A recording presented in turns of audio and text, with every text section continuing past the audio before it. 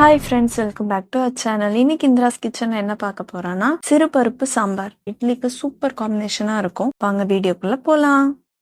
குக்கர்ல 1 கப் அளவுக்கு சிறுபருப்பு எடுத்துக்கலாம். 10 to 12 சின்ன வெங்காயத்தை கட் பண்ணி வச்சிருக்கோம். 2 பல் பூண்டை குட்டி குட்டியா கட் பண்ணி வச்சிருக்கோம். ஒரு பெரிய சைஸ் தக்காளியை குட்டி குட்டியா கட் பண்ணி வச்சிருக்கோம். 2 பச்சை மிளகாவை எடுத்திருக்கோம். வாஷ் பண்ணி குக்கர்ல பாசிப்பருப்பு ஆட் பண்ணியாச்சு. 1/4 ஸ்பூன் அளவுக்கு பெருங்காயம் ஆட் பண்ணிக்கோங்க. கட் பண்ணி வச்ச பூண்டு, சின்ன வெங்காயத்தை இதில் ஆட் பண்ணிக்கலாம். பச்சை மிளகாவும் இதில் ஆட் பண்ணிக்கோங்க. கட் பண்ணி வச்ச தக்காளியும் இதில் ஆட் பண்ணிக்கோங்க.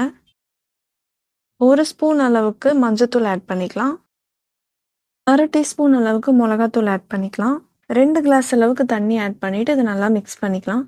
இந்த வீடியோ உங்களுக்கு பிடிச்சிருந்தா மறக்காம லைக், ஷேர் அண்ட் சப்ஸ்கிரைப் பண்ணுங்க. குக்கரை க்ளோஸ் பண்ணிட்டு 4 விசில் விட்டு எடுத்துக்கலாம். இதை நல்லா மசிச்சு எடுத்துக்கோங்க. கடாய் வச்சுட்டு தேவையான அளவுக்கு எண்ணெய் ஆட் பண்ணிக்கோங்க. 1 ஸ்பூன் அளவுக்கு கடுகு ஆட் பண்ணிக்கோங்க. கடுகு வெடிக்கவும் 1 ஸ்பூன் அளவுக்கு சீரகம் ஆட் பண்ணிக்கோங்க. 1/2 ஸ்பூன் அளவுக்கு வெந்தயம் ஆட் பண்ணிக்கோங்க. 2 காஞ்ச மிளகா, கொஞ்சமா கருவேப்பிலை ஆட் பண்ணி இதை தாளிச்சு பாசிப்பருப்பு சாம்பார் இதை ஊற்றிக்கோங்க. இதெல்லாம் நல்லா மிக்ஸ் பண்ணிட்டு தேவையான அளவு உப்பு ஆட் பண்ணிக்கோங்க. பாசிப்பருப்பு சாம்பார் ரெடி ஆயிடுச்சு.